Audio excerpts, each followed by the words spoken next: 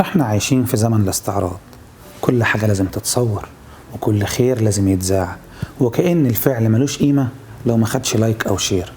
بس الحقيقة إن أعمق أنواع الأثر هي اللي بتتحفر في الخفاء، الحاجات اللي بتعملها ومحدش يعرف عنها حاجة، هي دي اللي بتبني مقامك الحقيقي، وهي دي اللي بتعيش وتخلد لأنها طالعة من أنقى مكان في روحك.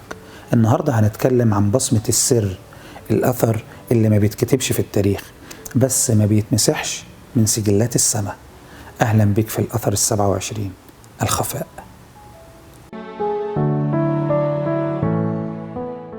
الجذور هي أهم جزء في الشجرة، ومع ذلك هي الجزء الوحيد اللي محدش بيشوفه. لو الجذور حبت تطلع فوق الأرض عشان الناس تشيد بجمالها، الشجرة كلها هتموت. الخفاء هو جذور أثرك، إنك تجبر خاطر حد في السر، أو تسند ضعيف من غير ما يحس إنك صاحب فضل عليه، أو تدعي لغيرك بظهر الغيب.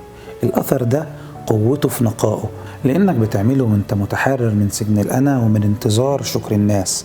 الإنسان اللي له خبيئة من عمل صالح بيمتلك نور في وشه وقوة في قلبه، وما يعرفش سرها إلا هو وخلقه سبحانه وتعالى. الأثر الخفي هو اللي بيسندك وقت الشدة، وهو اللي بيفضل ينده باسمك في قلوب الناس حتى وانت خايف.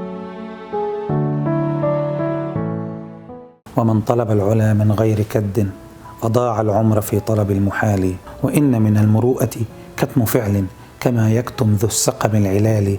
فلا تفخر بخير قد فعلت، فإن الفخر يمحق كل عالي. وكن كالغيث ينزل في فلاة فلا يدري به إلا المعالي.